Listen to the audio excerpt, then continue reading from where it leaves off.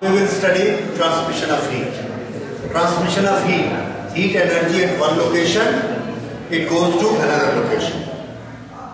एक जगह से हीट एनर्जी दूसरी लोकेशन पर जाती है. किस मेथड से जाती है? हीट का एक जगह से दूसरी जगह जाना, ये क्या कहलाता है? ट्रांसमिशन. ये ट्रांसमिशन के मेथड हमने नेचर में स्टडी किए and we found there are 3 methods, जिसको आप पहले लोअर क्लासेस में पढ़ चुके हैं. What are those 3 methods? Conduction, convection and radiation. ये 3 मेथड, इनके बारे में हम थोड़ा थोड़ा सा और अब आगे एडवांस में पढ़ेंगे, जो आपने पिछली क्लास में पढ़ा उससे ज्यादा. सबसे पहले कंडक्शन.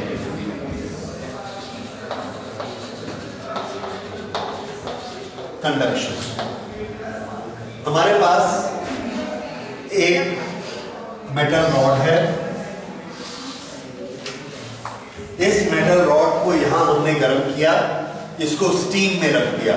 स्टीम में रखने से इसका टेम्परेचर कितना होगा?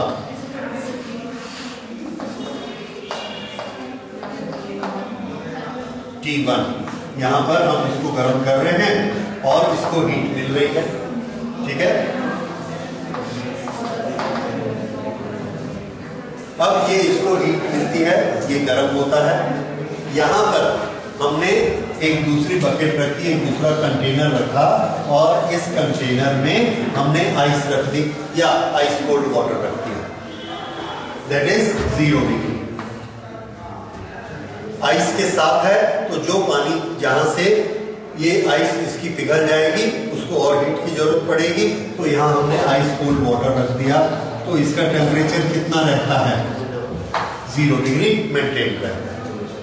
अगर हम उसको गर्म करेंगे भी तो आइस पिघल जाएगी, लेकिन टेम्परेचर 0 मेंटेन रहेगा.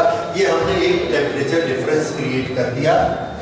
ये टेम्परेचर डिफरेंस कितना हुआ? Temperature difference T1 minus T2. ये टेम्परेचर डिफरेंस है. इस टेम्परेचर डिफरेंस को हम टेम्परेचर ग्रेडियंट भी कह सकते हैं. ओके, ग्रेडियंट अभी बात है, पहले टेम्परेचर डिफरेंस. अब इसकी रॉड की कुछ लंबाई है L. L मीटर दूर जाने से टेम्परेचर में कितना डिफरेंस आ गया? T1 minus T2. तो 1 मीटर दूर जाने से कितना डिफरेंस आ जाएगा? T1 minus T2 upon L. तो ये जो क्वांटिटी है T1 minus T2 upon L, इसका हमने नाम रखा टेम्परेचर ग्रेडियंट. Temperature gradient.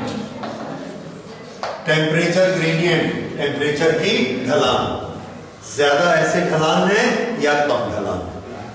ये अच्छा, ये टेम्परेचर ग्रेडियंट हुआ इन दोनों के बीच. क्या होता है ऐसा करने से? हम ये देखते हैं कि यहां पर जो हमने पानी रखा है, अगर आइस नहीं है, सिर्फ पानी है, तो धीरे धीरे इस पानी का टेम्परेचर बढ़ते जाता है और इसका टेम्परेचर कम होते जाता है. ऐसा क्यों होता है? तो हम ये समझ रहे हैं कि यहां से हीट निकल रही है. टेम्परेचर कम होने का मतलब क्या है? MST, quantity of heat going out. यहाँ की हीट कम हो रही है, यहाँ पर इसका टेम्परेचर बढ़ता है, इसका मतलब यहाँ पर हीट आ रही है. अब ये हीट कम हो रही है, यहाँ पर हीट आ रही है, तो हमको समझ में आ गया जरूर हीट यहाँ से जा रही है. ये मेथड. तो यहाँ से यहाँ पर हीट जा रही है. कैसे जा रही है? हमको तो कुछ भी चलते हुए नहीं दिखता है. जब कुछ भी चलते हुए नहीं दिखता, क्योंकि ये सॉलिड है, इसके मॉलिक्यूल नहीं चलते, तो हम अपनी तरफ से एक उसका लॉजिक निकालते हैं. हमारा लॉजिक क्या है कि इसके मॉलिक्यूल नहीं चल पाते हैं. ये इसके मॉलिक्यूल हैं और ये वाटर का मॉलिक्यूल. यहां पर हमने पानी को उबाला. देखिए, पानी को उबालने का एक्शन क्या होता है? मोशन को इंक्रीज करना. इसमें मोशन बढ़ गया, इसने इसको जाकर हिट किया. इसको हिट किया, ये धक्का मारा, इसने इसको धक्का मारा, ये हिला, इसने इसको पुश किया, इसने इसको किया, ये वही चीज हो गई जैसे आप लाइन से साइकिल गिराते हो। अपने को तो एक ही साइकिल गिरानी है, बाकी सब अपने आप गिर जाएगी लास्ट तक। तो ये यहां पर जब इसने इसको हिट किया तो ये ज्यादा जोर से चलना शुरू हो गया, हमारी भाषा में इसका टेम्परेचर बढ़ गया, फिर इसका टेम्परेचर बढ़ गया, ये यहां पर हिला, इसका टेम्परेचर बढ़ गया। इस तरह से एनर्जी यहां से यहां, यहां से यहां, यहां से यहां, और ये लास्ट वाला जब ऐसा हिलेगा तो ये वाटर के मॉलिक्यूल को पुश करेगा, वो हिलेगा मींस उसका टेम्परेचर बढ़ गया। तो कोई मॉलिक्यूल अपनी जगह से चल के वाटर में आया क्या? नहीं आया। तो यहां से कोई भी मॉलिक्यूल हिलता नहीं है, अपनी जगह से वहां नहीं जाता है, लेकिन क्या चीज वहां चली गई? Vibration, that is energy, that is heat. इस तरह से बिना मॉलिक्यूल के ट्रेवल किए अगर यहां से हीट यहां तक चली जाती है तो ये जो मेथड है उसको हम क्या कहेंगे? कंडक्शन। This is conduction. ठीक है, तो आप एक लाइन नोट कर सकते हैं। In conduction heat is transmitted, in conduction heat is transmitted from one molecule to next, from one molecule to next molecule without any motion of the molecules, without any motion of the molecules. And when I say motion, that means एक जगह से दूसरी जगह जाना. It does not include oscillation, क्योंकि oscillation तो उसका बढ़ता है. ठीक है, दैट इज काइनेटिक थ्योरी. तभी हमको पता लगता है कि उसका टेम्परेचर बढ़ गया. और हम इसको चेक कर सकते हैं. कैसे चेक कर सकते हैं? हमने यहां पर थर्मामीटर लगा दिए ऐसे. यहां का थर्मामीटर हमको कितना दिखा रहा है? 100. यहां का थर्मामीटर हमको कितना दिखा रहा है? 0. लगा, और यहां की बर्फ पिघलते जा रही है, कोई ना कोई इसको हीट दे रहा है. अब ये थर्मामीटर कितना दिखा रहे हैं? 100 कि 0? ये 0 के साथ जो लगा हुआ है, क्या ये 100 दिखा रहा है? बर्फ के साथ लगा हुआ है. तो हम क्या देखते हैं कि इसमें टेम्परेचर में एक ग्रेडियंट सेट हो गया. ये 100 है, ये 80 है, ये 60 है, ये 40 है, ये 20 है, और ये 0. 0 के साथ 0, 100 के साथ 100, ये, और 100, 60, 40, 20, 0 एस. L लेंथ है, ये टेम्परेचर है. तो ये स्लोप जो इसका सेट हो गया, दैट इज टेम्परेचर ग्रेडियंट. इस तरह से यहां पर टेम्परेचर ग्रेडियंट सेट हो जाता है. ये हाइट 100, ये हाइट 0, और ये टेम्परेचर ग्रेडियंट ऐसा सेट हो गया. अच्छा, अब इसके अंदर एक्शन क्या हो रहा है? एक्शन हमने ये देखा कि यहां पर जो हमने बर्फ रखी है वो बर्फ लगातार पिघलते जा रही है. बर्फ क्यों पिघलती है? उसको हीट एनर्जी मिलती है, इसलिए पिघलती है. इसलिए हमको ये समझ में आया कि यहां से यहां हीट ट्रांसफर हो रही है. अच्छा, जब हीट ट्रांसफर होती है तो हम ये सोच सकते हैं कि ये जो लोहे का टुकड़ा है, जो मेटल है, वो हीट को खींच रहा है. ओके, शुरू में ऐसा होता है. क्या? हमने इसको लिया रूम टेम्परेचर 30 पे, यह यहां से हीट लेता है और अपने टेम्परेचर को क्या कर लेता है? 100. इसने 30 को 100 किया, इसने हीट को यूज किया. कौन सी heat? Q is equal to mst. तभी इसका T बढ़ा. ठीक है, ले लेके इसने कितना कर लिया? 100. इस पोजीशन में ये वाले मॉलिक्यूल ने अपना टेम्परेचर 60 कर लिया, इसने अपना 20 कर लिया. अब उसके बाद फिर हम इसको देख रहे हैं, टाइम बीतता जा रहा है, अब ये टेम्परेचर नहीं बढ़ रहे हैं. अगर ये टेम्परेचर नहीं बढ़ रहे हैं तो हम क्या कंक्लूड कर सकते हैं कि अब इस मेटल पीस ने हीट लेना बंद कर दिया. क्योंकि अगर हीट लेता तो उसकी निशानी क्या थी, टेम्परेचर बढ़ता। ये तो जरूरी है, हम लोग डिस्कस कर चुके हैं। इसकी तो स्टेट चेंज नहीं हो रही, मेटल का मेटल है, सॉलिड का सॉलिड है, तो अगर उसका टेम्परेचर नहीं बढ़ रहा है एक सॉलिड का, इसका मतलब वो हीट नहीं ले रहा। अगर वो हीट नहीं ले रहा है और यहाँ बर्फ पिघल रही है, तो हीट का क्या हो रहा है, इसको हीट कहां से मिल रही है? क्या ये मेटल उसको हीट दे रहा है? Answer no. क्यों? क्योंकि मेटल का टेम्परेचर तो फिक्स है, हीट देने वाले का टेम्परेचर कम हो जाना चाहिए, इसका टेम्परेचर कम नहीं हो रहा। क्या यहां से ये हीट को कंज्यूम कर रहा है? Answer no. क्यों? क्योंकि इसका टेम्परेचर राइज नहीं हो रहा। तो ये टेम्परेचर उसका कांस्टेंट हो गया। तो शुरू में जब हम मेटल लगाकर एक तरफ गर्म करते हैं, दूसरी तरफ ठंडा करते हैं, तो पहले तो वो अपना लेवल ऊंचा करता है और अपने अंदर एक टेम्परेचर ग्रेडियंट बना लेता है। ये स्टेज आने के बाद में हम कहते हैं कि ये इसकी स्टेबल स्टेज आ गई। तो इसकी दो स्टेज होती है मेटल की, अनस्टेबल और स्टेबल। अनस्टेबल में ये क्या करेगा, अपना टेम्परेचर राइज करेगा, और जब इसका टेम्परेचर फिक्स हो गया तो हम क्या बोलेंगे, स्टेबल आ गया। अब स्टेबल आ गया तो क्या होगा, हमारा प्रिंसिपल ऑफ कंटिन्यूटी क्या बोलता है, जितना पानी एक तरफ से एंटर करेगा उतना पानी उधर से निकल जाएगा। अब यहां पर हीट आ रही है, क्या प्रूफ है, बर्फ पिघलते जा रही है। तो ये हीट कहां से आ रही है, ये रिजर्वायर है, यहां हीट हम दे रहे हैं, ये हम हीट दे रहे हैं और ये हीट यहां पर जा रही है। किसके थ्रू जा रही है, इस मेटल के थ्रू जा रही है। प्रोसेस का नाम क्या है, कंडक्शन। ठीक है, उसके कारण ये बर्फ पिघलती है और हमने देखा कि 10 मिनट में 10 ग्राम बर्फ पिघल गई। 10 मिनट में 10 ग्राम बर्फ पिघल गई। हमने उठा के इस रॉड को किनारे किया और एक दूसरा रॉड लगाया, उसमें भी यही दोनों रखे, इधर का हीट देने वाला और इधर हीट लेने वाला। फिर से इस रॉड को लगाया। अब हमने क्या देखा कि 10 मिनट में 50 ग्राम बर्फ पिघल गई। पहले 10 ग्राम पिघली थी, अब 50 ग्राम पिघल गई। क्यों? ज्यादा हीट मिली। क्यों ज्यादा हीट मिली हमको नहीं मालूम। हमने क्या किया, मेटल बदला। तो हम क्या बोलते हैं कि हर मेटल की एक कैरेक्टरिस्टिक होती है कि वो कितनी हीट को पर मिनट भेजेगा, पर सेकंड भेजेगा। तो पहले हमने आयरन लगाया था, तो उसने 10 मिनट में 10 ग्राम बर्फ को मेल्ट किया।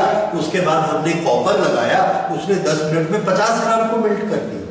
तो हम क्या बोलेंगे, हीट किसमें दौड़ती है ज्यादा, कॉपर में ज्यादा दौड़ती है। तो कॉपर की क्या ज्यादा है, हीट कंडक्टिविटी। हीट के लिए थर्मल शब्द यूज करिए, क्या ज्यादा है उसकी, थर्मल कंडक्टिविटी। ये होती है कंडक्टिविटी। कंडक्शन आपको समझ में आ गया, टेम्परेचर ग्रेडियंट समझ में आया, हीट एक तरफ से दूसरी तरफ जाती है ये समझ में आया, और अलग अलग स्पीड हो सकती है ये समझ में आया। अगर अलग अलग स्पीड से हीट जाती है तो उन दोनों में कौन सी कैरेक्टरिस्टिक का डिफरेंस है, कंडक्टिविटी। किसका डिफरेंस है, थर्मल कंडक्टिविटी। अब ये थर्मल कंडक्टिविटी वो चीज है जिसको हम डिफाइन करना चाहते हैं। क्यों, हर मेटल की अलग अलग है, हमको हीट ले जाने की जरूरत पड़ती है। हम क्या चाहते हैं कि हमारे इंजन के अंदर जब पेट्रोल जलता है, गाड़ी आगे चलती है तो इंजन गर्म हो जाता है। फिर दूसरी बार पेट्रोल जलता है, फिर गाड़ी को हमने आगे बढ़ाना है, पर एक गाड़ी आगे नहीं बढ़ती है क्योंकि इंजन बहुत गर्म हो गया है। पेट्रोल जल के गाड़ी आगे बढ़ती है, इंजन ठंडा होना चाहिए। अब इंजन को हम ठंडा करना चाहते हैं, लेकिन वो पेट्रोल जलेगा तो वो तो गर्म होगा। हम क्या चाहते हैं कि पेट्रोल जले, गर्म तो हो, लेकिन वो हीट उसकी बाहर निकल जाए। जब तक दूसरी बार पेट्रोल जले उस हीट को निकल जाना चाहिए। तो आप आयरन लगाओ कि कॉपर लगाओगे, हीट को बाहर निकालना है जल्दी जल्दी, क्या लगाएंगे, कॉपर लगाएंगे, ताकि हीट बाहर निकल गई, इंजन ठंडा हुआ, फिर दोबारा पेट्रोल जला, फिर गाड़ी आगे गई, फिर हीट बाहर, इंजन ठंडा हुआ, फिर पेट्रोल जला। तो आप क्या चाहोगे, एक अच्छा कंडक्टर यूज करना। और अच्छा कंडक्टर कौन होता है, जो एक गिवन टाइम में, 1 सेकंड में ज्यादा हीट को बाहर कर दे। ये अच्छा कंडक्टर होता है। तो हमने देखा एक्सपेरिमेंट करके आयरन के साथ, एल्यूमिनियम के साथ, कॉपर के साथ, कॉपर सबसे तेज हीट निकालता है पर वो बहुत महंगा होता है। उससे थोड़ा सा कम एल्यूमिनियम निकालता है। एल्यूमिनियम बहुत सस्ता होता है, कॉपर के कंपैरिजन में आयरन से थोड़ा सा महंगा होता है। तो हमने एग्रीमेंट करके क्या बना लिया, एल्यूमिनियम का इंजन बनाना शुरू कर दिया। इसलिए आप देखते हो मोटरसाइकिल के इंजन कैसे होते हैं, एल्यूमिनियम के। उसका रीजन क्या होता है, हीट बाहर निकालना चाहते हैं ताकि वो ठंडा रहे। थर्मोडायनेमिक्स में हम फिर से इसको पढ़ेंगे। देखिए ये हीट बाहर निकलती है, ये उसका स्लोप है, ये 100 है और ये 0 है। अब इसमें से क्या हो रहा है, इसमें हीट बह रही है। जैसे पानी बहता है वैसे हीट भी बहती है यहां से यहां। तो कौन ज्यादा अच्छा कंडक्टर है, हम कहते हैं जिसकी कंडक्टिविटी अच्छी है। तो ये कंडक्टिविटी क्या होती है, तो कंडक्टिविटी 1 सेकंड में जितनी हीट निकल जाएगी। तो हमने कहा भैया उसको मोटा कर लो, ज्यादा हीट निकलेगी। तो डेफिनेशन बनाने के लिए हमने क्या किया, नहीं सब मेटल हम कितना लेंगे, 1 unit area, 1 unit cross section लीजिए। अच्छा, फिर हमने क्या चालाकी की, एक तरफ 500 डिग्री कर दो, एक तरफ 0 कर दो। देखो कैसे धड़ाधड़ हीट बहती है, आयरन में भी बहेगी। तो ये भी कंपैरिजन नहीं हुआ, आप ऐसे कंपेयर नहीं कर सकते। कैसे कंपेयर कर सकते हैं, सबको इक्वल ग्राउंड दीजिए, एक जैसी कंडीशन सबके लिए करिए। तो हमने क्या कंडीशन सबके लिए बनाई, कोएफिशिएंट बनाने के लिए। कोएफिशिएंट बनाने के लिए हम क्या करते हैं, जितनी कंडीशंस अफेक्ट करती हैं सब कंडीशंस को 1 1 1 कर देते हैं। शुरू करते हैं, एरिया हर मेटल का कितना लेंगे, 1। टेम्परेचर डिफरेंस कितना क्रिएट करेंगे, 1। टाइम कितना देंगे, 1। अब हीट को गिन लो, जो हीट को ज्यादा देगा उसकी कंडक्टिविटी ज्यादा, जो हीट को कम देगा उसकी कंडक्टिविटी कम। हीट क्या है, एनर्जी, इसलिए उसकी यूनिट क्या है, जूल। तो हमने क्या किया, रॉड बनाए, सब रॉड की लेंथ कितनी रखी, 1। एरिया कितना रखा, 1। टेम्परेचर डिफरेंस कितना रखा, 1। टाइम कितना दिया, 1 सेकेंड। और सब में से कितने जूल फ्लो के आया, 1 सेकेंड में। उसका हमने नाम क्या रखा, coefficient of transmission of heat, coefficient of conduction of heat. अब ये समझ आया कोएफिशिएंट क्या हुआ। ये जो है ये अलग अलग मेटल का हमने अलग अलग निकाला, ठीक है। अब हम सबको 1 1 करेंगे तो इसका फॉर्मूला कैसे बनेगा, देखिए यहां से यहां तक जो हीट फ्लो होती है उसको तो हम नाप सकते हैं। क्यों, पहले इसका कुछ टेम्परेचर था, बाद में कुछ टेम्परेचर बढ़ गया तो हमने इसका MST किया। MST करने से हमको क्या पता लग गया, कितनी हीट आई है, ठीक है। अगर बर्फ को पिघलाया है तो M × L करेंगे, तो M × L करने से क्या पता लगेगा, कितनी हीट आई है। तो हीट तो हम कैलकुलेट कर लेंगे कैलोरीमेट्री से।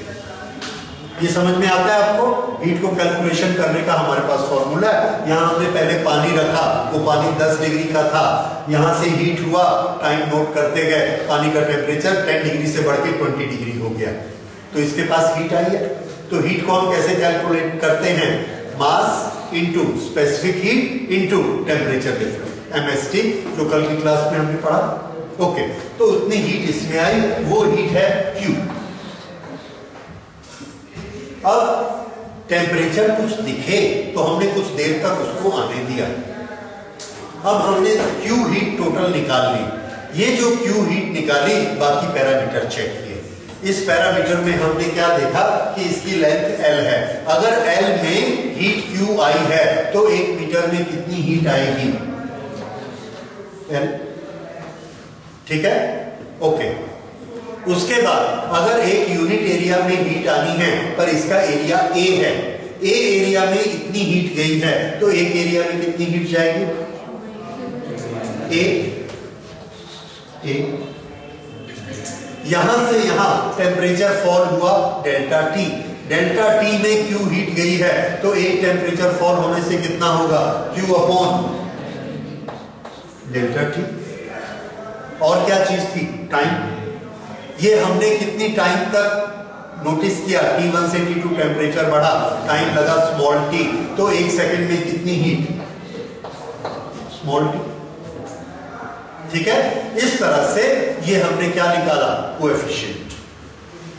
कोएफिशिएंट मतलब हर चीज कितनी ले ली, 1 1 1 1 1, सबसे डिवाइड कर दिया, तो ये क्या निकला, कोएफिशिएंट ऑफ कंडक्शन। ठीक है, अब इसमें थोड़ा सा हम लोग, ठीक है,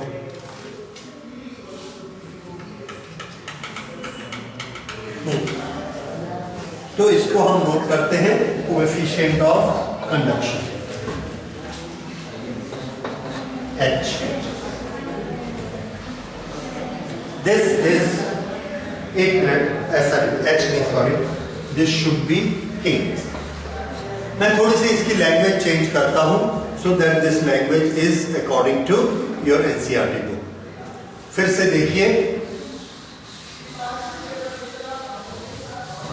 यहां से यहां जो हीट जाती है वो हीट किसके प्रोपोर्शन में होती है। अब इसको दूसरे तरीके से करते हैं, heat is proportionate to area. जितना मोटा एरिया होगा उतनी ज्यादा हीट फ्लो होगी, so heat is proportionate to area. और हीट किसके प्रोपोर्शनेट है, जितना ज्यादा टेम्परेचर डिफरेंस है, so heat is proportionate to T1 minus T2, heat T1 minus T2 upon L. Heat is proportionate to T1 minus T2 upon L. What is this? Potential gradient, sorry, temperature gradient. ये हो गया, इन दोनों के heat directly proportionate होती है। Heat क्या है, जो उसमें फ्लो हो रही है, और time, heat is proportionate to time. Time के लिए हमने क्या लिया, T, time, L length, T1 minus T2। अगर ये तीनों के प्रोपोर्शनेट है, what is this, flowing heat, H। तो H is equal to what, a constant K multiplied by A T1 minus T2 upon L and T। ये आ गया, H is what, quantity of heat, जिसको हम अभी Q लिख रहे थे, this is quantity of heat। अच्छा, अब देखिए,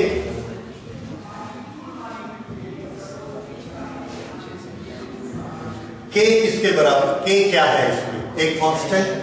ये constant material to material change होता है, और इसको हम कहेंगे thermal conductivity, coefficient of conductivity, that is thermal conductivity.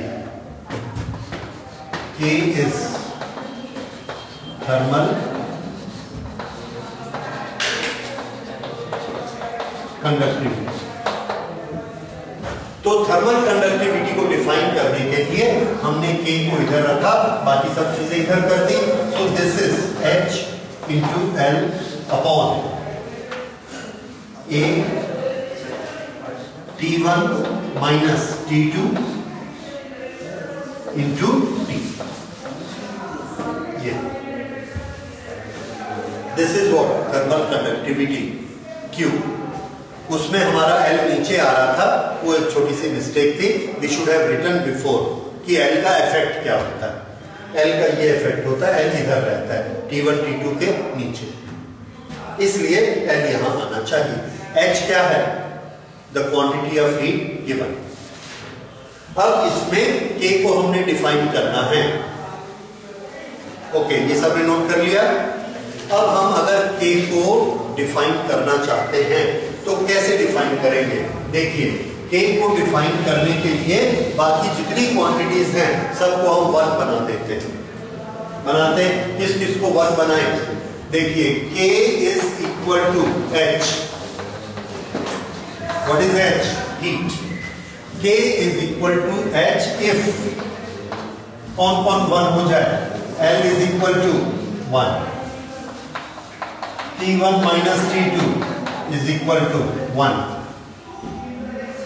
area A is equal to 1, time T is equal to 1।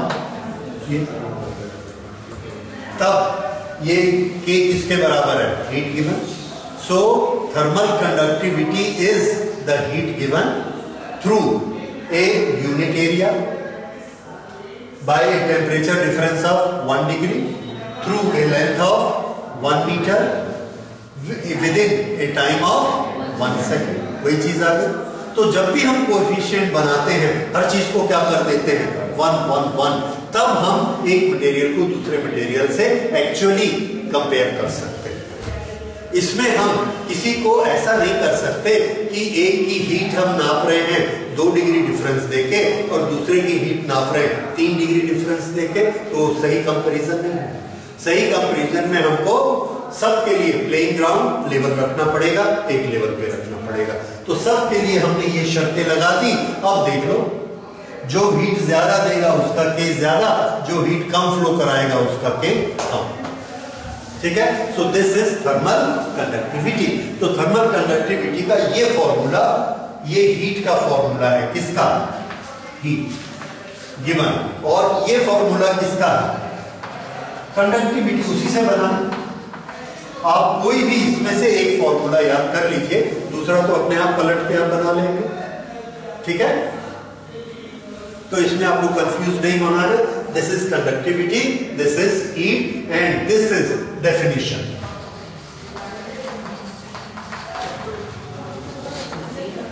इसको आप वर्ड्स में, शब्दों में लिख लोगे। फिर से एक बार सुन लीजिए, heat conductivity of a material किसकी होती है? Material is the quantity of heat flowing through it within a length of 1 metre having a cross section area 1 square metre with a temperature difference 1 degree kelvin in a time of 1 second. जितनी heat वहां से गई उसको हम क्या बोलेंगे? उसका thermal conductivity. ठीक है, तो ये हो गया थर्मल कंडक्टिविटी। इससे हमको पता लगता है कितनी हीट जाती है। अब ये थर्मल कंडक्टिविटी एक्चुअल कितनी होती है, तो हमने किया, लैब में एक्सपेरिमेंट किया, और ये एक छोटा सा चार्ट आपकी एनसीईआरटी बुक में बना हुआ है। इससे हमको ये पता लगता है thermal conductivity of different metals. यहां बनाता हूं इसको, थर्मल कंडक्टिविटी।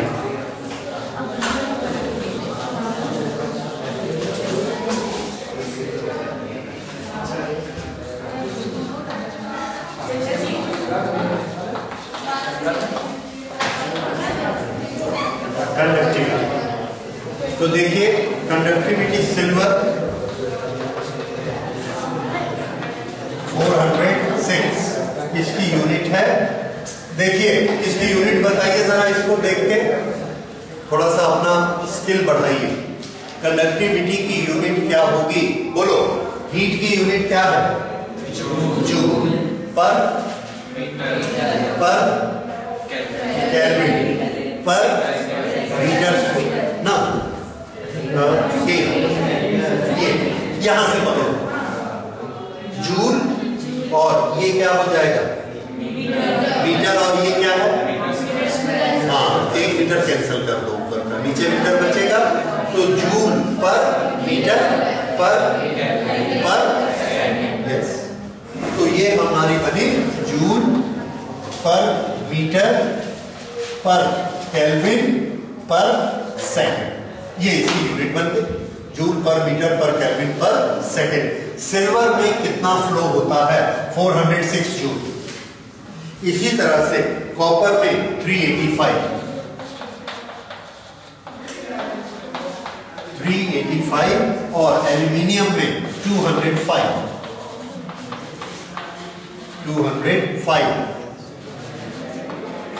आयरन या स्टील हैज 50.2। ओके, ब्रास यहां पर आएगा, ब्रास 100। उसके बाद लेड, उसके बाद मर्क्यूरी, लेड और mercury. This is 34.7 and this is 8.3। अब ये metals, non metal non metal में brick 0.15, okay. Fate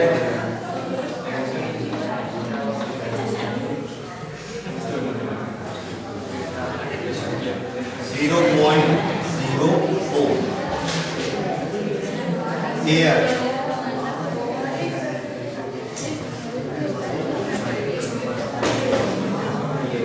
glass would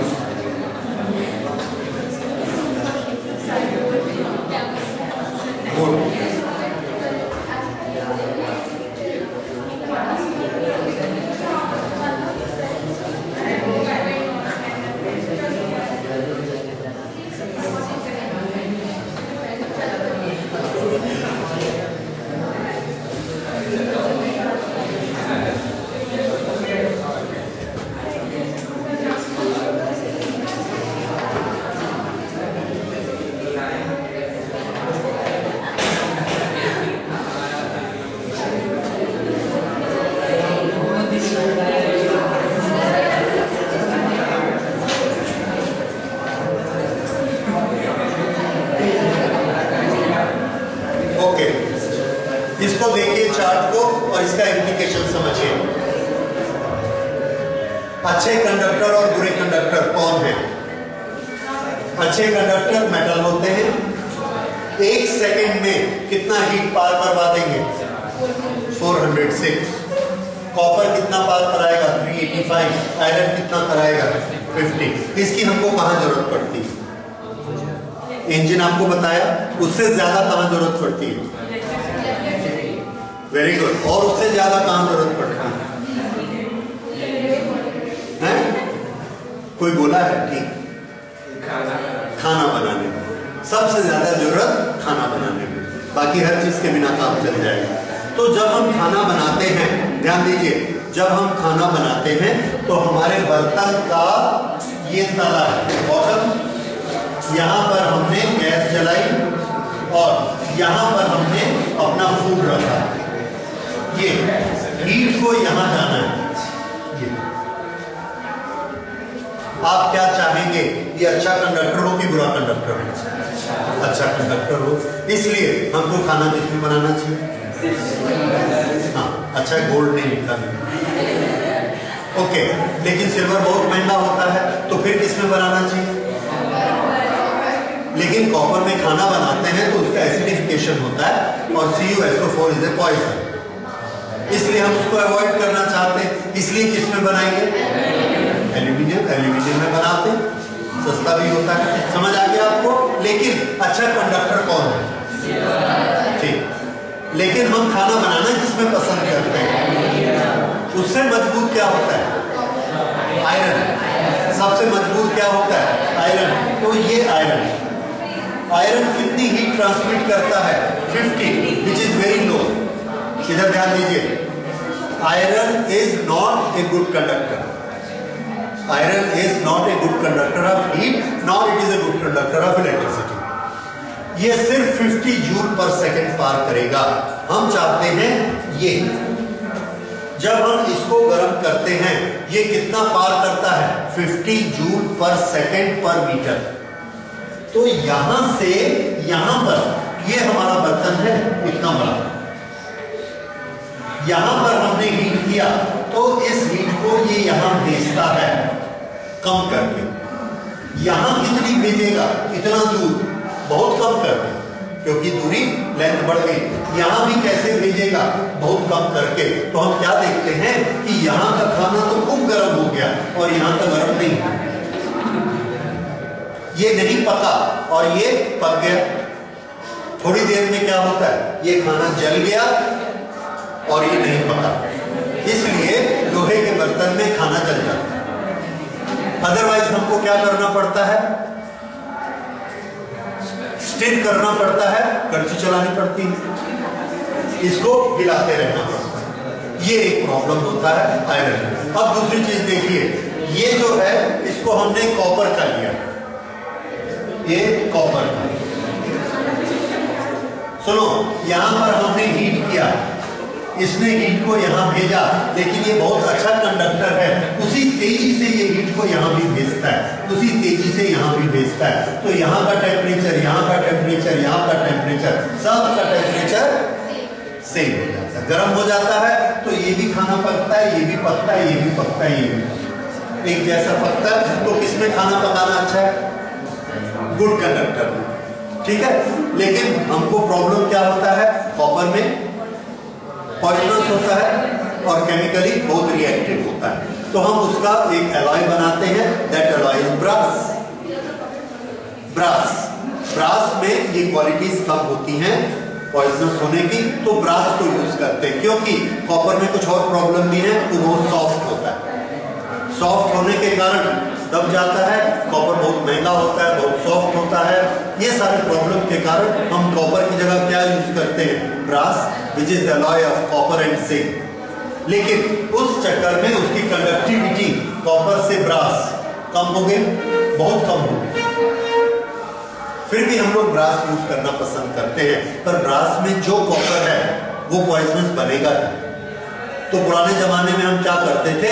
उसके ऊपर जिंक की, निकल की या किसी चीज की लेयर लगा देते थे, जिसको कलई करना कहते हैं।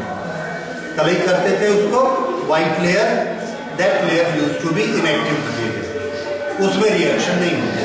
आजकल वैसा नहीं करते। अभी हम क्या करते हैं बताइए? अभी सफाई के लिए हमको स्टेनलेस स्टील चाहिए, और स्टील की कंडक्टिविटी क्या है? 50। तो हम क्या करते हैं? सुनिए, सफाई हमको अंदर में करनी होती है, तो हमने ये स्टेनलेस स्टील का बर्तन लिया और इसके नीचे यहाँ ये कॉपर लगा दिया। कॉपर, ये क्या चीज है? पतला सा स्टील और इसके नीचे कॉपर। कॉपर क्या करेगा? हीट को चारों तरफ भेज देगा, और स्टील अंदर सफाई के लिए हमारे काम आएगा। कॉपर के कांटेक्ट में खाना नहीं आएगा, पॉइजनस नहीं होगा। तो हमने कंडक्टिविटी कॉपर की यूज की और क्लीनिंग स्टील की यूज की। तो आजकल जो बर्तन हम लोग यूज करते हैं वो कौन से होते हैं? स्टील विद कॉपर बॉटम, आपने देखे होंगे। ओके, ये इसका बेनिफिट होता है। तो इसमें कौन सी चीज इन्वॉल्व है? कंडक्टिविटी।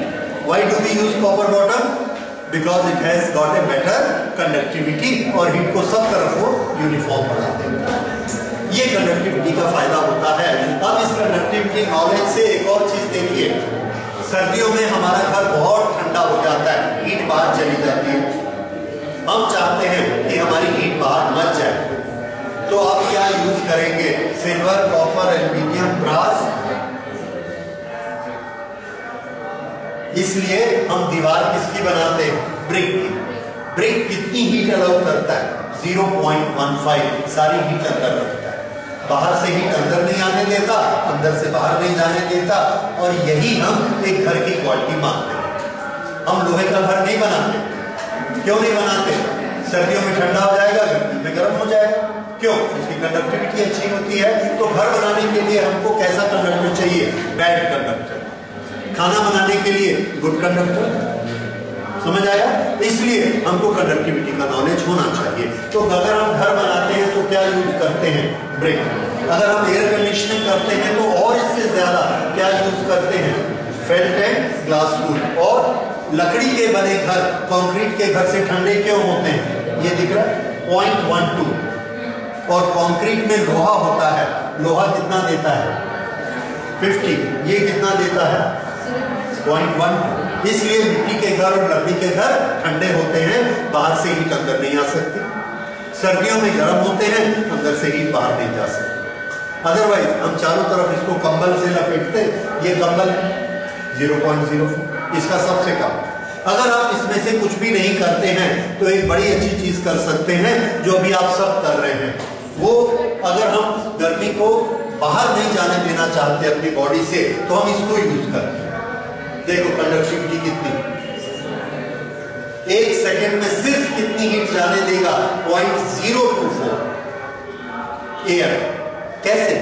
हम अपनी बॉडी के ऊपर एक एयर की लेयर बना लेते हैं, उस एयर को खिसकना नहीं चाहिए, यही रुके रहना चाहिए। कैसे रुकेगी वो?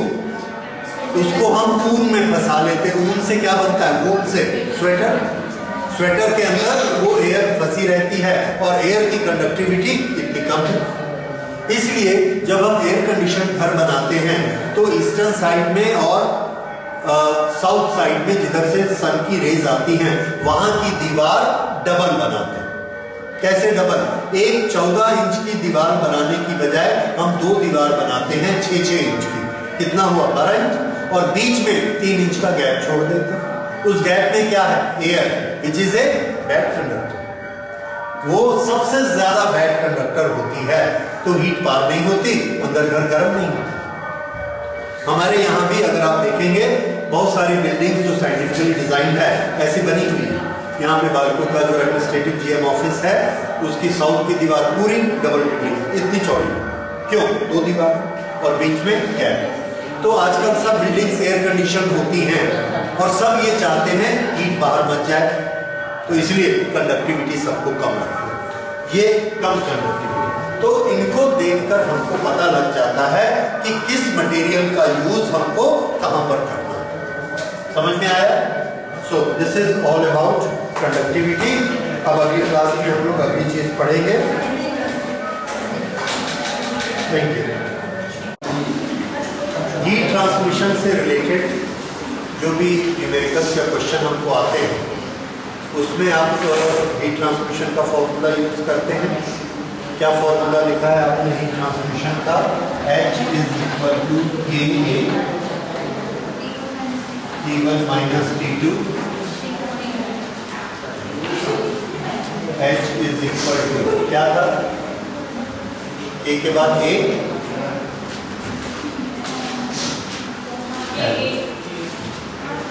Into time.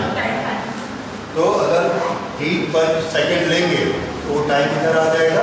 This is heat flowing per unit time.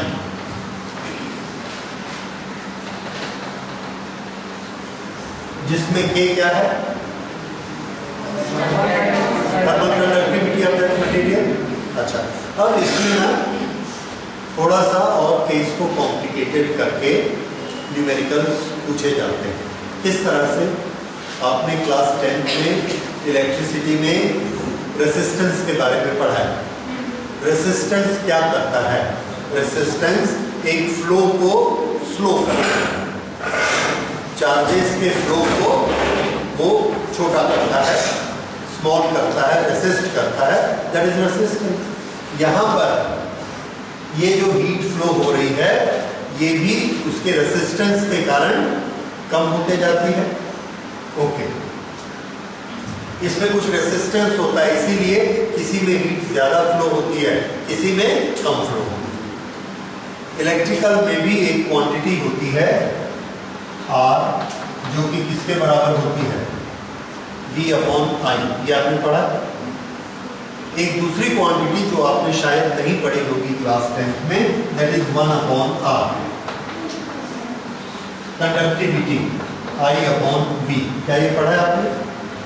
Electrical conductivity. Okay, ये आपने नहीं पढ़ा है। कंडक्टेंस कहते हैं इसको, ये भी थर्मल कंडक्टेंस है। I क्या है? फ्लो होने वाली चीज। V क्या है? प्रेशर। तो कितना फ्लो होगा ये उसके कंडक्टेंस पे डिपेंड करता है, और कंडक्टेंस क्या होता है? रेजिस्टेंस का उल्टा होता है, कंडक्टेंस। तो यहां पर कंडक्टेंस कौन है? K। अच्छा, हमारे क्वेश्चंस किस तरह से बनते हैं? हमारे क्वेश्चन इस तरह के बनते हैं कि ये एक मटेरियल है, इसके साथ हमने ये एक दूसरा मटेरियल लगा दिया, इसका कंडक्टेंस K1 है, इसका K2 है। यहाँ पर हमने कुछ टेम्परेचर दिया है T1 और यहाँ टेम्परेचर T2 है। T2 is lower than T1, तो इसमें से जो हीट फ्लो हो रही है उसका फॉर्मूला क्या होगा? इसके अनुसार इसकी कुछ लेंथ है L1 और इसकी कुछ लेंथ है L2। ये हमने इन दोनों को सीरीज में जोड़ दिया। फिर से ये एक है और ये दूसरा कंडक्टर है, यहाँ पर एक रिजर्वायर हमने रखा जिसका टेम्परेचर T1 है, यहाँ पर एक रिजर्वायर रखा जिसका लोअर टेम्परेचर T2 है। हीट इधर से इधर जा रही है, दोनों में से जा रही है। ये दोनों कंडक्टर को हमने कैसे जोड़ा? Very good. ये कैसा कॉम्बिनेशन है? पैरेलल। ये चीज आप पहले पढ़ चुके हैं। रेसिस्टेंस में सीरीज और पैरेलल, इसमें भी हो सकता है सीरीज और पैरेलल। और अगली क्लासेस में आप पढ़ेंगे कैपेसिटर सीरीज पैरेलल में जुड़ते हैं, इंडक्टर सीरीज पैरेलल में जुड़ते हैं। तो जिसमें कोई ना कोई चीज फ्लो होके जाती है उसको हम सीरीज में भी जोड़ सकते हैं, पैरेलल में भी जोड़ सकते हैं। तो ये जो सीरीज और पैरेलल में जोड़ा, इसके लिए हमको एक चीज समझनी है कि कौन सी चीज है जो इनमें डिस्ट्रीब्यूट हो जाती है और कौन सी चीज है जो इसमें कॉमन होती है। तो आंसर है कि यहां से कौन फ्लो होके जा रहा है? हीट। अगर यहां से जा रही है 100 जूल, यहां से 100 जूल चलती है, यहां 100 जूल पहुंचती है, तो यहां से कितनी जा रही होगी? 100 पर सेकेंड, 100 पर सेकेंड, 100 पर सेकेंड, 100 पर second. So, what is same in both? Flow of heat is same. तो सीरीज में क्या चीज सेम रहती है? H पर यूनिट टाइम, हीट पर यूनिट टाइम इज सेम। अच्छा, क्या चीज डिस्ट्रीब्यूट हो जाती है? तो यहां से यहां तक का टेम्परेचर फॉल हुआ कितना? T1 minus T2। क्या इसके अक्रॉस T1 माइनस T2 है? नहीं। जैसे यहां से यहां 50 डिग्री डाउन हुआ, 50 डिग्री, यहां पर है 100 और यहां है 50, तो यहां से यहां कितना डाउन हुआ होगा? क्या पूरा 50 यहां डाउन हो गया? नहीं। क्या पूरा 50 यहां डाउन हुआ? नहीं। अब कुछ यहां डाउन हुआ, कुछ यहां डाउन हुआ, तो यहां डाउन हुआ 30, तो यहां कितना डाउन होगा? 20। दोनों मिला के यहां से कितना डाउन हो गया? 50। तो फॉल इन टेम्परेचर, अगर टोटल टेम्परेचर इसका डेल्टा T फॉल हुआ है, fall in temperature delta T, ये किसके बराबर होगा? Delta T1 plus delta T। T1 किसके अक्रॉस फॉल है? पहले कंडक्टर के, और डेल्टा T2 किसके अक्रॉस है? दूसरे कंडक्टर के। दोनों मिलाकर क्या बना? Delta T। ठीक है। इसमें देखिए, इसमें इन दोनों के इसके अक्रॉस टेम्परेचर डिफरेंस कितना है? T1 minus T2। इसके अक्रॉस कितना है? T1 minus T2। तो जो डेल्टा T हमने T1 माइनस T2 से बनाया, वही डेल्टा T इसके लिए भी है, K1 के लिए, और वही डेल्टा T K2 के लिए भी। ये समझ आया? इसके टेम्परेचर डिफरेंस कितना है? T1 minus T2। इसमें टेम्परेचर डिफरेंस कितना है? T1 minus T2। लेकिन इसमें टेम्परेचर डिफरेंस क्या T1 माइनस T2 है?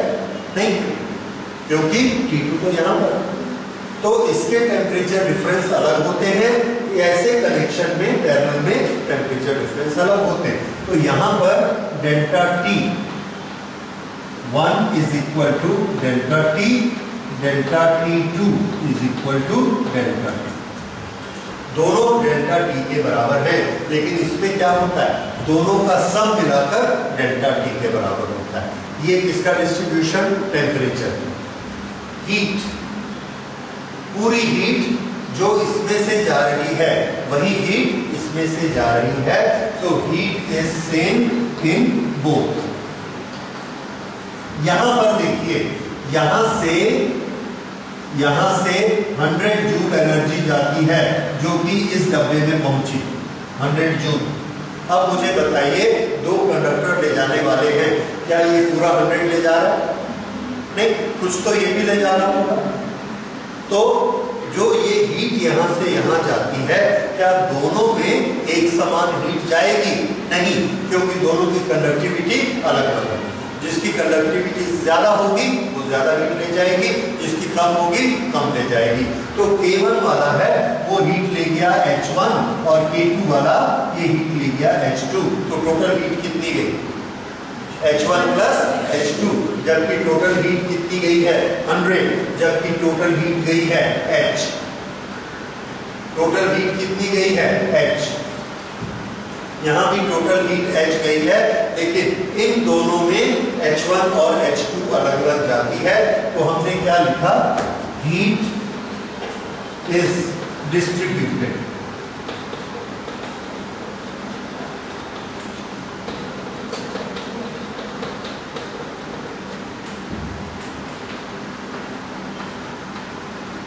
Temperature difference same.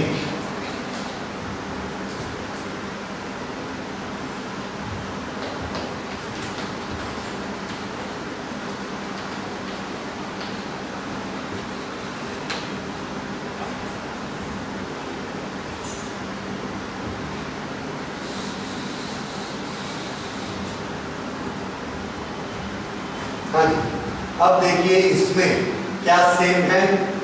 H क्या डिस्ट्रीब्यूट हुआ? इसमें क्या सेम है?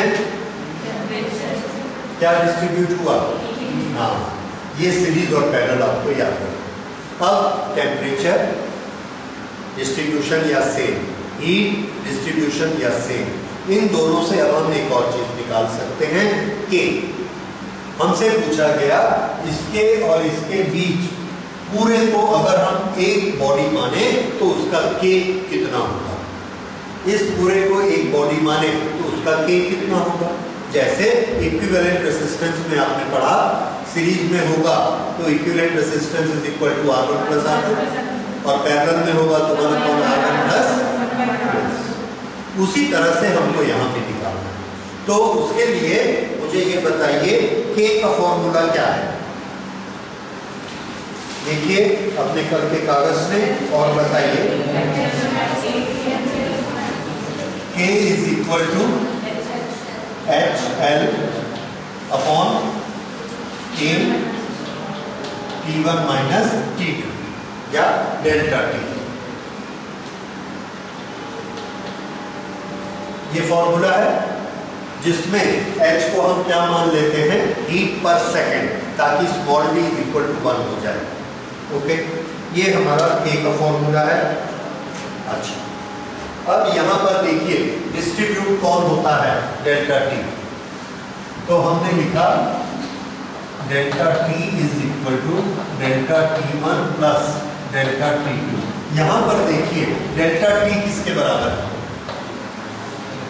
Delta T is equal to HLA T। ऐसा? ओके, यहां पर आ जाओ।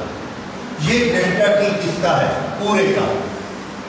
इसको हम लिख देते हैं HL upon area into K। लिख सकते हैं। ये K किसका है? ये K किसका है? डेल्टा T किसमें है? पूरी बॉडी में। तो K भी किसका है? पूरी बॉडी का। इसके लिए हम लिख लेते हैं K इक्विवेलेंट। इक्विवेलेंट मींस पूरे को अगर हमने एक ही K माना तो ये हमारी निशानी रहेगी। ओके, इसकी लेंथ कितनी है? L1 plus L2। ठीक है, ये हमने किसके बारे में लिखा? Delta T। अब बोलिए डेल्टा T1 कितना लिखना?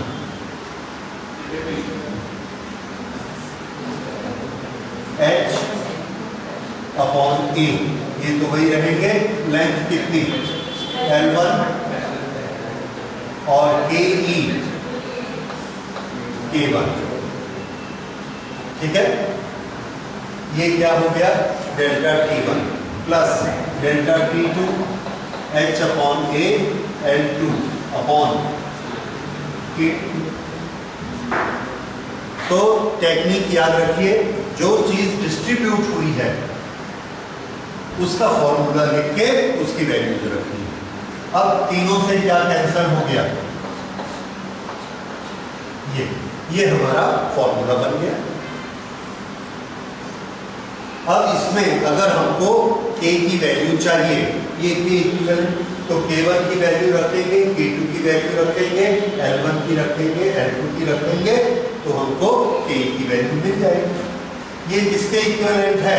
1/r is equal to 1/r is equal to 1/r1 plus 1/r2। ठीक है?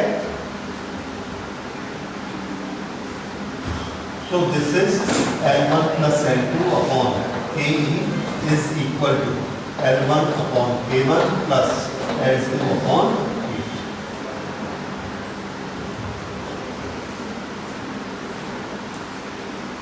अगर हम इसमें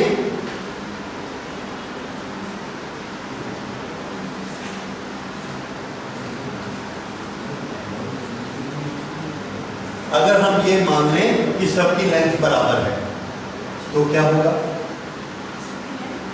लेंथ इसकी और इसकी लेंथ बराबर है और वो लेंथ L के बराबर है, तो यहाँ क्या लिखा जाएगा? 2L L L L L L cancel, तो ये फॉर्मूला क्या छोटा हो जाएगा? If L1 is equal to L2 is equal to L, then 2 upon KE is equal to 1 upon K1 plus 1 upon K2। ऐसा हो गया?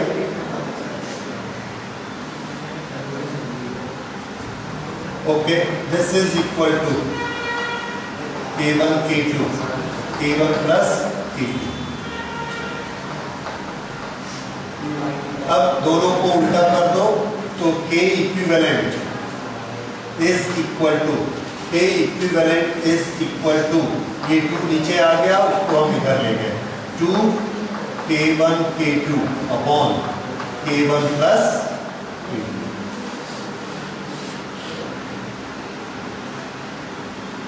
ये फॉर्मूला आया इसका इक्विवेलेंट कंडक्टेंस। जब दो रॉड हमने जोड़े, एक का K1 है, एक का K2 है, दोनों की लंबाई बराबर है, तो उसका थर्मल कंडक्टेंस इक्विवेलेंट कितना आएगा? 2 K1 K2 upon K1 plus K2। ठीक है? ये प्रोसेस नोट कर लीजिए, प्रोसेस याद हो जाए तो बहुत अच्छी बात है, आपको बहुत जगह ये हेल्प करेगा, क्योंकि ऐसे कॉम्बिनेशन आपको फिजिक्स में 8-10 जगह करने हैं total.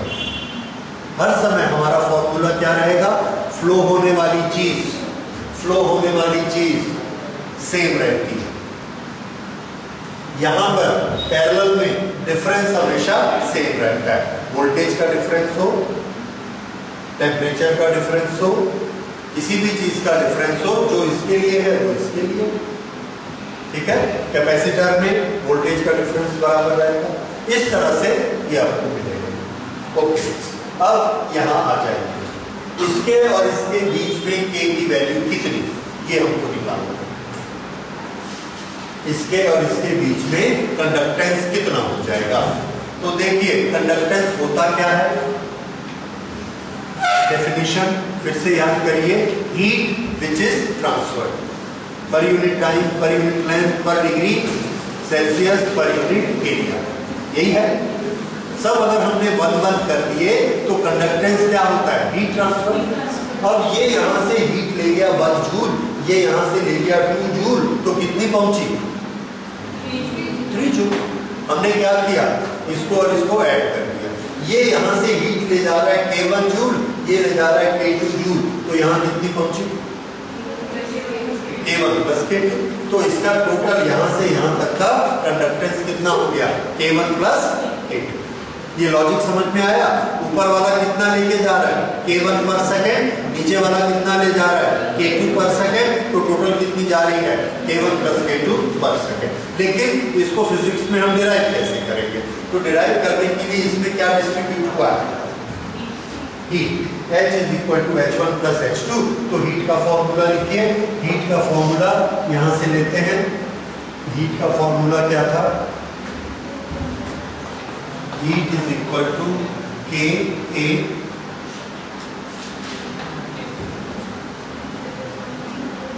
Heat is equal to K A delta T upon L. ये हीट का फॉर्मूला है।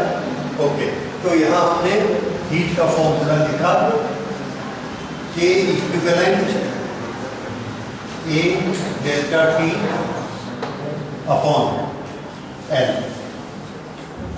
यहाँ पर एल को एल लेना है कि 2L लेना है?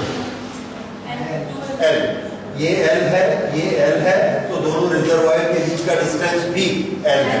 यहाँ पर ये एल था, तो रिजर्वायर के बीच का डिस्टेंस, इसलिए हमने 2 लिया था। तो यहाँ पर A delta T upon L is equal to H1 किसके बराबर होगा? K1 A delta T upon L, और H2 किसके बराबर है?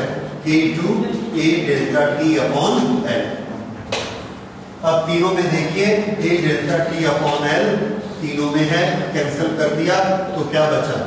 के equivalent is equal to K1 plus K2।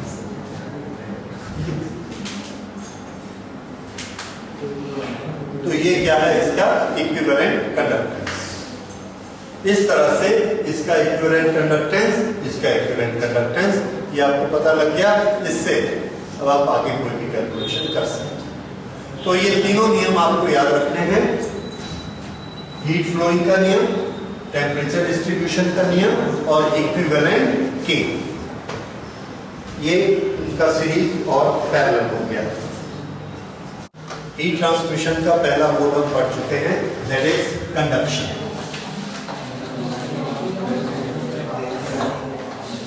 अब दूसरा मेथड देखते हैं, हीट ट्रांसमिशन बाय कन्वेक्शन।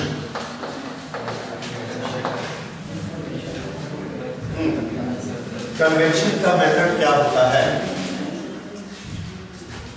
जब हम किसी ऑब्जेक्ट को, किसी मटेरियल को हीट देते हैं और वो मटेरियल ऐसा फैला हुआ है जैसे इसमें पानी भरा हुआ है,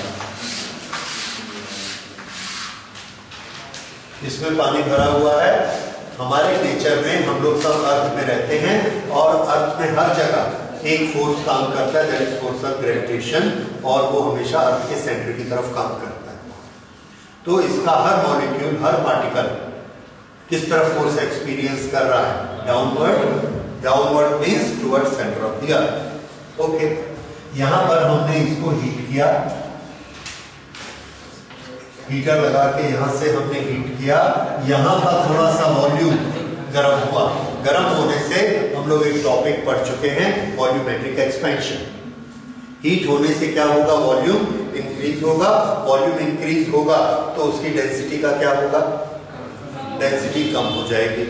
अगर डेंसिटी कम होगी तो इसकी डेंसिटी ज्यादा है, इसकी डेंसिटी कम है, तो हमारे प्रिंसिपल के अनुसार कम डेंसिटी वाले को बायोंसी का फोर्स लगेगा और वो चीज कहां चली जाएगी? ऊपर, और भारी चीज कहां रहेगी? नीचे। इसलिए ये ऊपर की तरफ जाता है। फिर से इसको हमने गर्म किया, इसके कारण इसके वाइब्रेशन बढ़ गए, इसका टेम्परेचर बढ़ गया, वॉल्यूम बढ़ गया। वॉल्यूम बढ़ने से डेंसिटी कम हो गई, ये हल्का हो गया। हल्का होने के कारण भारी चीज यहाँ नीचे उतरती है और इसकी जगह लेती है और इसको ढकेल कर ऊपर चला देती है। तो ये ऊपर जाता है, हाई टेम्परेचर वाला, ये ऐसे ऊपर उठ गया। जब ये ऐसे ऊपर जाता है तो यहाँ का जो साइड वाला पार्टिकल है जो ठंडा है, इसकी जगह आता है, ये इसकी जगह आता है। ये जब दोनों इसकी जगह पर आते हैं तो फ्लेम के ऊपर पहुंचते हैं, वो उनको गर्म करता है, उसका वॉल्यूम बढ़ता है, डेंसिटी कम होती है, वो ऊपर उठता है। ऐसे ही फिर तीसरे आते हैं, ये ऊपर उठता है। अब इसके वॉल्यूम के बारे में सोचिए, ये जब उठता है, ये जगह खाली होती है तो ये यहाँ पर आता है, ये जगह खाली होती है तो इसकी जगह कोई और आता है, इसके बाजू वाला आएगा। तो जो इसके ऊपर है वो नीचे आना चाहता है, तो जैसे ही नीचे वाला हटता है ऊपर वाला नीचे आ जाता है, तो ये वाला इसकी जगह नीचे आता है। ये जब नीचे आएगा तो ये भी नीचे आएगा, ये भी नीचे आएगा। ये ऐसे उठ के ऊपर जाता है तो लास्ट में ये ऐसे नीचे आता है। ये वाला यहाँ आ गया, ये यहाँ आ गया, ये यहाँ आ गया, ऐसे। अब ये गर्म हो गया, ये ऐसा ऊपर उठ गया। जब ये ऐसे ऊपर जाएगा तो जाते हुए यहां के मॉलिक्यूल से टकराते जाएगा। जहां जहां ये ऐसे टकराते हुए जाता है वहां पर अपने आजू बाजू में थोड़ी थोड़ी हीट दे सकता है, उसके कारण इसका अपना टेम्परेचर कम हो जाता है। तो यहां से ये चला था, इसका टेम्परेचर 50 था, ऊपर जाते जाते जाते 10 हो गया। ठीक है, जो दूसरा आया 50 वो भी 10 हो गया, तीसरा आया वो 10 नहीं हुआ, वो 20 हुआ। क्यों? क्योंकि आजू बाजू वाले जो हैं पहले और दूसरे से हीट ले चुके, अब वो तीसरे वाले को उतना ठंडा नहीं करते। ये जो जा रहा है इनको गर्म करता है और ये दोनों इसको ठंडा करते हैं, तो ये खुद गर्म हो जाते हैं। अब जब ये तीसरा जाएगा तो कम होगा, तो पहले 10 वाले यहाँ पहुंचे, फिर यहाँ 15 वाले पहुंचे, फिर 20 वाले पहुंचे, फिर 30 वाले पहुंचे। तो जो पहला 10 वाला पहुंचा था 30 के कंपैरिजन में, अब वो क्या है? ठंडा। अगर ये ठंडा हो गया तो ये नीचे उतरना शुरू कर देता है, अब ऊपर 30 वाले, ऐसे करके 10 वाला नीचे उतरता है, फिर से वो 50 होता है, फिर ऊपर चलेगा। इस तरह से यहां से ये ऐसे एक करंट बन जाती है और ऐसे भी करंट बन जाती है। इस तरह से ये मॉलिक्यूल चलते रहते हैं। पहली बार सब चले तो ऊपर कितना 10 बन के पहुंचे, दूसरे राउंड में 11 पहुंचे, तीसरे बार 12 पहुंचे, ऐसा करके 11, 12, 13, 14, 15 चलते गए। सब का सब पानी 50 डिग्री हो गया। 50, अगर इसका टेम्परेचर 100 है तो सबका सब 100 हो जाएगा, ऐसे चलते जाएगा। तो ये जो करंट है this is known as convection current. अब हमने इसको स्टडी किया कि इसमें वो क्या रहा है कि यहाँ का पार्टिकल अपने लिए हीट खुद लेकर जाता है, इसका पड़ोसी इसको हीट नहीं देता, जैसा कि कंडक्शन में होता था। कंडक्शन में क्या था, इसको हम हीट करते थे, ये अपने बाजू वाले को हीट पास कर देता था, वो इसको हीट पास कर देता था। इसमें नहीं हो रहा, ये हीट लेता है तो ऊपर चला जाता है, फिर दूसरा आता है वो हीट लेता है और जाता है, फिर तीसरा। हर पार्टिकल को खुद आना है और हीट लेकर जाना है। तो ये जो मेथड है it's a very natural method. इस मेथड से लिक्विड गर्म हो सकते हैं, इस मेथड से एयर गर्म हो सकती है, पर इस मेथड से सॉलिड गर्म नहीं होते। क्यों नहीं होते? क्योंकि उसके पास चलने की फ्रीडम नहीं है, चलने की फ्रीडम नहीं है, इसलिए उसमें एप्लीकेबल नहीं है। सो this is applicable for liquid. तो इसका फीचर क्या निकला? Every particle takes its heat and rise.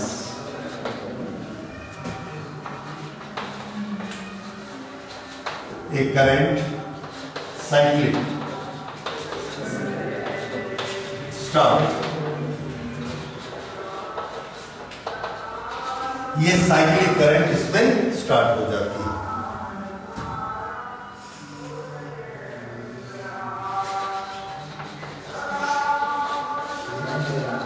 Method applicable in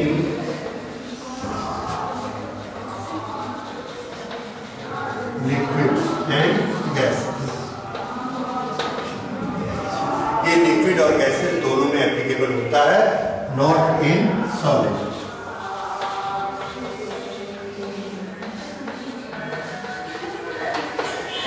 not in solids. तो ये देखिए कि क्या इसमें कंडक्शन नहीं हो सकता, इसको कन्वेक्शन की क्या जरूरत है? तो आंसर है कि कन्वेक्शन हमारा ज्यादा नेचुरल मेथड है, अपना अपना आओ, अपनी अपनी हीट लेकर जाओ। सॉलिड ऐसा नहीं कर पाता है, तो वो क्या करता है? कंडक्शन। दूसरा, कंडक्शन में क्या होता है? एक पार्टिकल दूसरे पार्टिकल को वाइब्रेशन ट्रांसमिट करता है। इसके लिए बहुत जरूरी है कि दोनों पार्टिकल के बीच बॉन्डिंग बड़ी स्ट्रॉन्ग है। एक को हिलाओ, दूसरा हिलेगा ही हिलेगा। लिक्विड और गैस में पार्टिकल दूर दूर है, हमने इसको हिलाया, ये नहीं हिला, तो इसको गर्म किया, ये गर्म नहीं हुआ। इसलिए लिक्विड और गैस में कंडक्शन पॉसिबल नहीं है, सॉलिड में पॉसिबल है क्योंकि उनकी बॉन्डिंग स्ट्रॉन्ग होती है। तो दोनों चीजें समझ में आई आपको। कंडक्शन क्यों पॉसिबल है?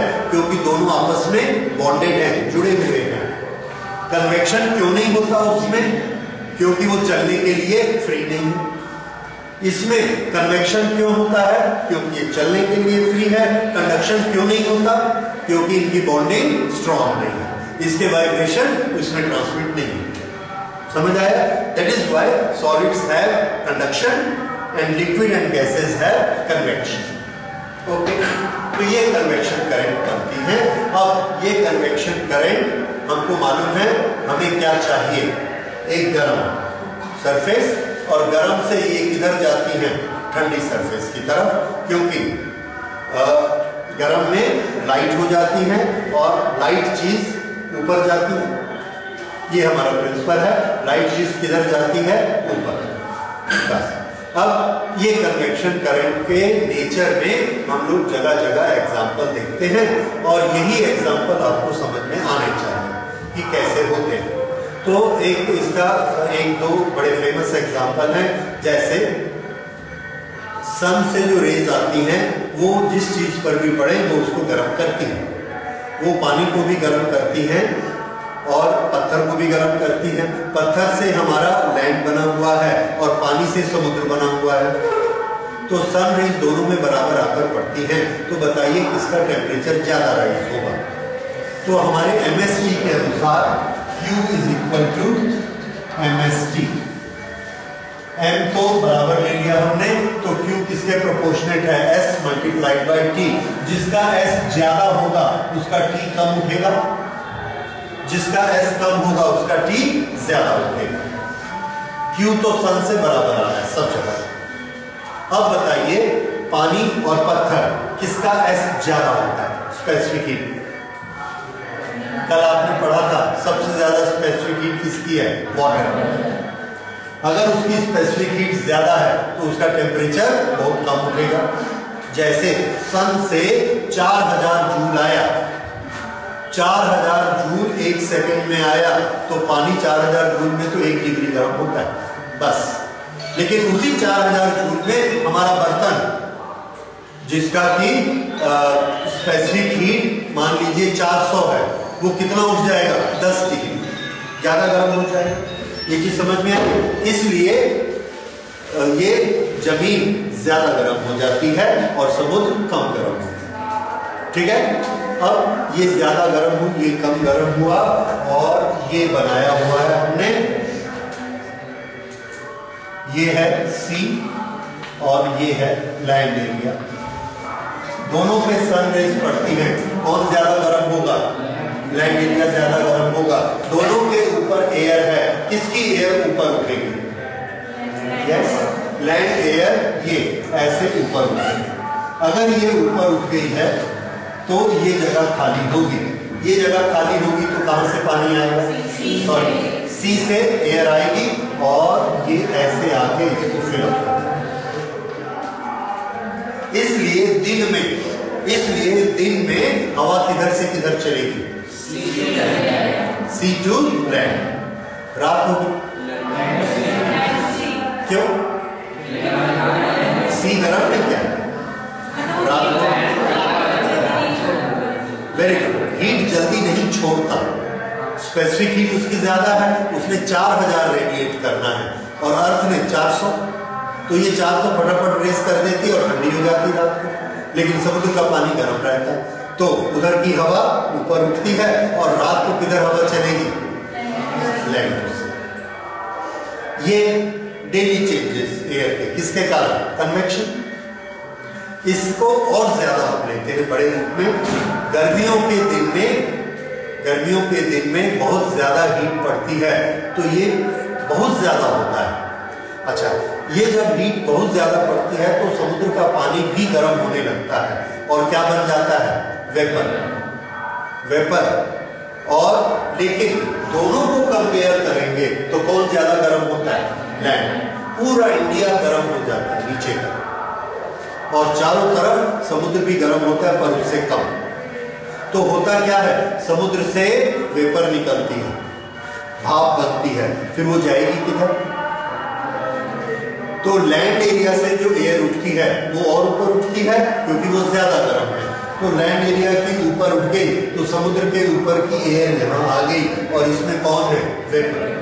वेपर की डेंसिटी बहुत ज्यादा, क्यों? क्योंकि सी का टेम्परेचर भी बहुत ज्यादा। वो जो वेपर की डेंसिटी इतनी ज्यादा होती है उसको हम कहते हैं क्लाउड, बादल।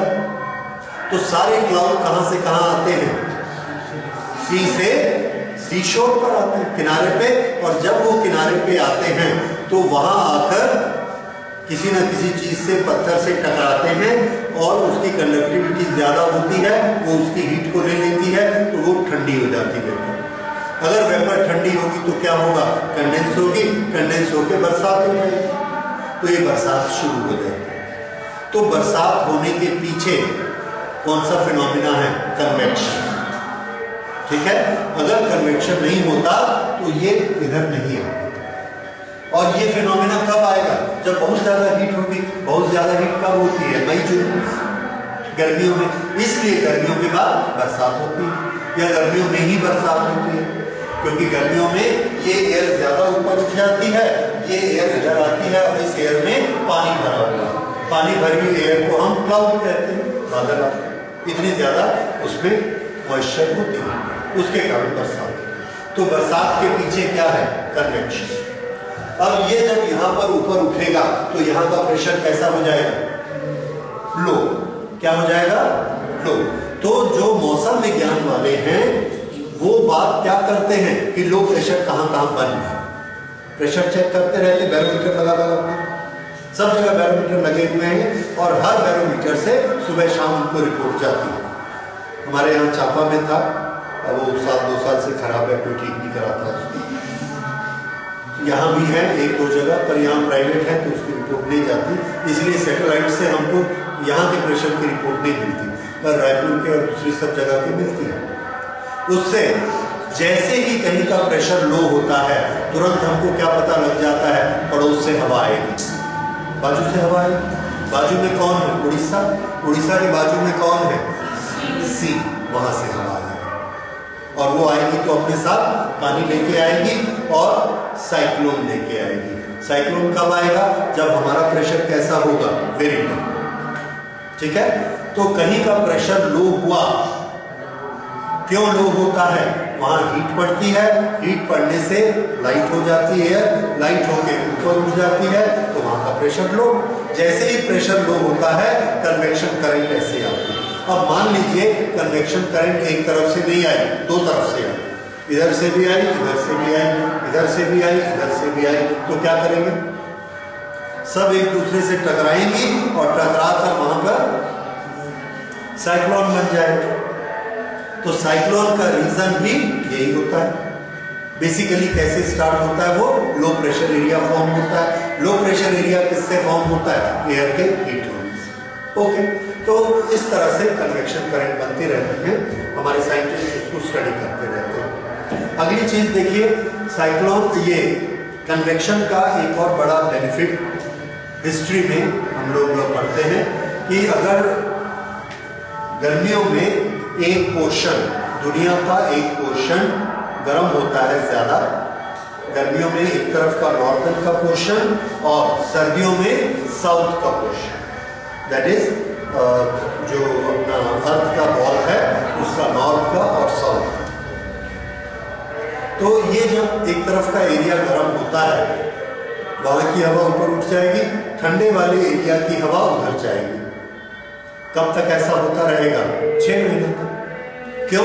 क्योंकि 6 महीने के बाद सीजन बदल जाता है और सर्दी आ जाती है और गर्म एरिया साउथ की तरफ हो जाता है। ओके, तो 6 महीने तक एयर की डायरेक्शन किधर रहती है? एक डायरेक्शन। दूसरी बात, जब अर्थ की डायरेक्शन बदल जाएगी सन से तो दूसरी तरफ गर्म हो जाएगा और पहली तरफ ठंडा हो जाएगा। अब क्या होगा? उधर की हवा ऊपर उठेगी और एयर की डायरेक्शन पलट जाएगी। ये बात समझ में आई?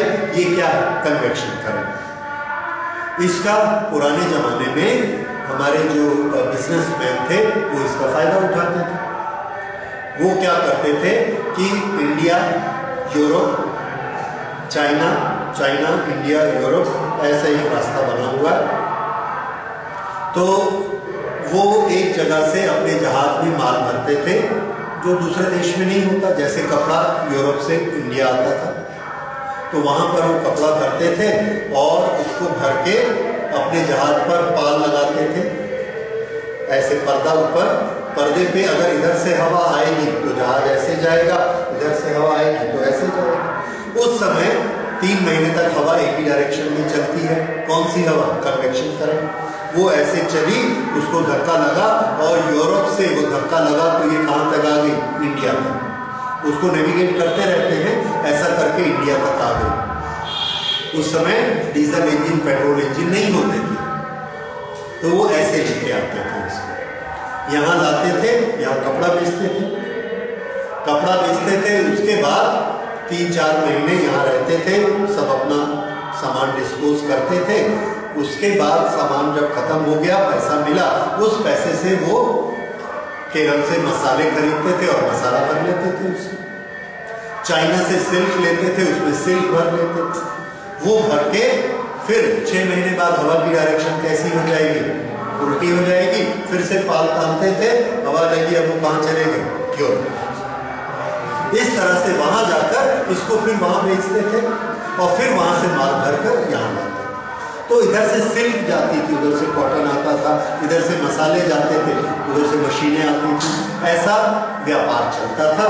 तो व्यापार किसके कारण से चलता था? ये वाली विंड्स के कारण चलता था। तो इनको हम कहते थे ट्रेड विंड्स।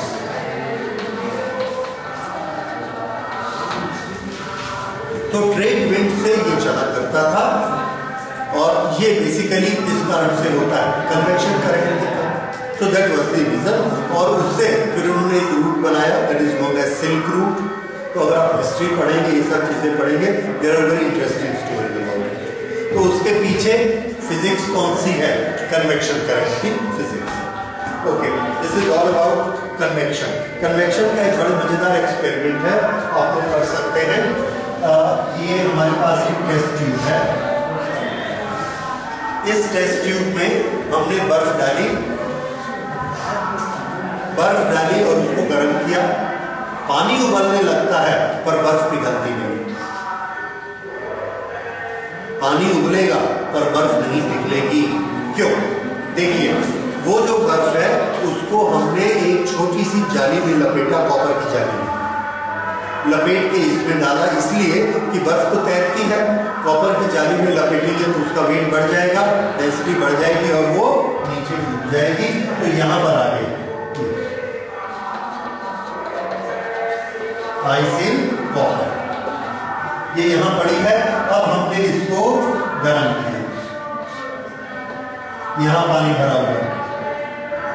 जब हम इसको गर्म करते हैं तो क्या देखते हैं कि ये पानी उबलने लगा, यहां से उबल रहा है, पानी स्टीम बनते जा रहा है, पर बर्फ बिल्कुल वैसी की जैसी नहीं पिघलती। क्यों?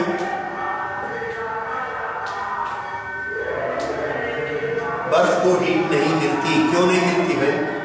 बताइए। उसका रीजन है, सबसे शुरू में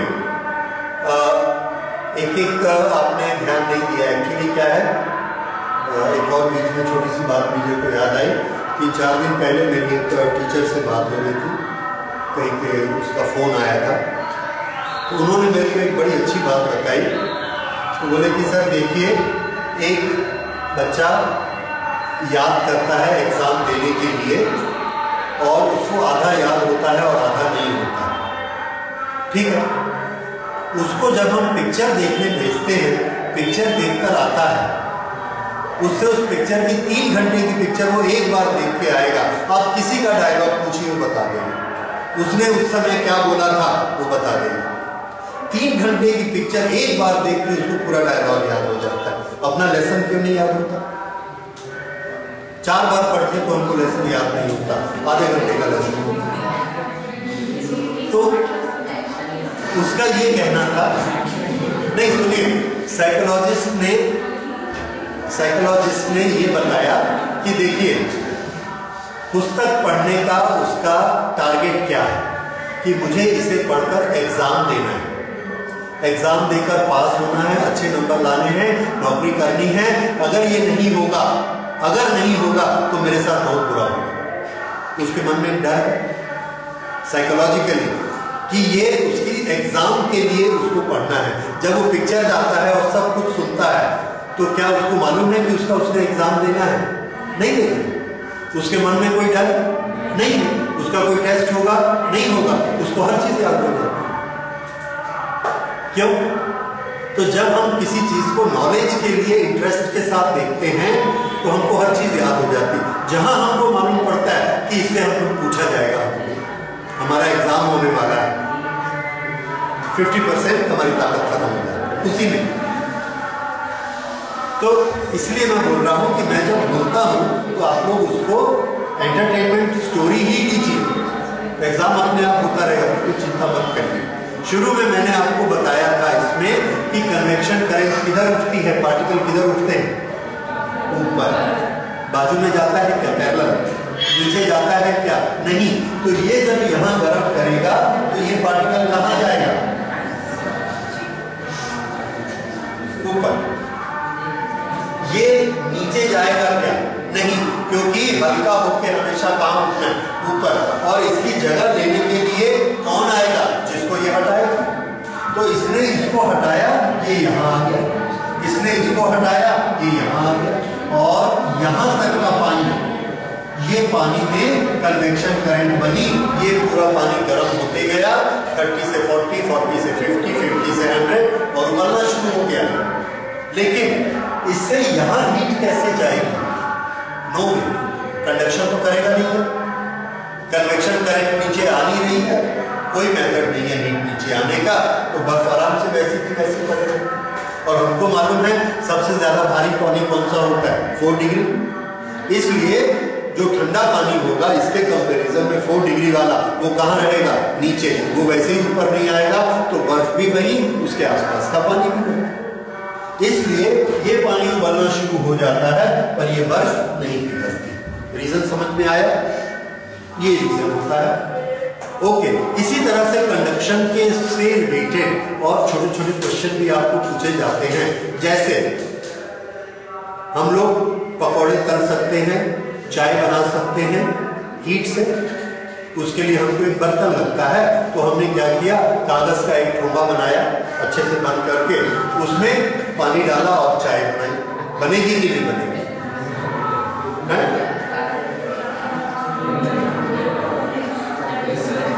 क्यों नहीं बनेगी? जलती हुई आग के ऊपर हमने कागज ऐसा रखा, पानी डाल दिया, क्या होगा?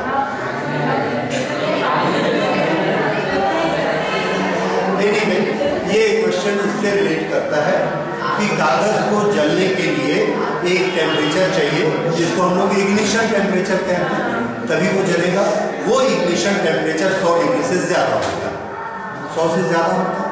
अब जैसे ही कागज को हीट मिलती है, पेपर को नीचे से हीट मिलती है, वो किसको ट्रांसमिट कर देगा? वाटर को, पानी को ट्रांसफर कर देगा। तो इसका टेम्परेचर राइज नहीं हो पाएगा क्योंकि इसने हीट किसको दे दी? वाटर को। इस तरह से पानी उस हीट को लेके कहां चला गया? ऊपर। फिर ठंडा पानी आया, कन्वेक्शन करंट चालू हो गई, तो धीरे धीरे पानी का टेम्परेचर बढ़ते जाता है। 100 डिग्री हो गया, 100 डिग्री के बाद उस वाटर का क्या होगा? बॉयल होना शुरू हो जाएगा, पर टेम्परेचर 101 नहीं होगा। तो टेम्परेचर कितना लिमिट हो गया? 100 के ऊपर जाएगा ही नहीं। और पानी इसको, पेपर को जलने के लिए 200 चाहिए। अब अगर 200 आएगा ही नहीं तो पेपर कभी जलेगा ही नहीं, आराम से चाय बनेगी। समझ में आ रहा है? ठीक है, अगली बार आप पकौड़े भी तल सकते हैं। डिपेंड्स कि उसका इग्निशन टेम्परेचर क्या है। This is again phenomena of convection current, क्योंकि जो हीट हम पेपर को दे रहे हैं, पेपर से लिक्विड तक कंडक्शन और लिक्विड के अंदर कन्वेक्शन, पर वो हीट ऊपर चलेगी, पेपर का टेम्परेचर नहीं बढ़ता। Okay, so this is all about convection. अब हमारा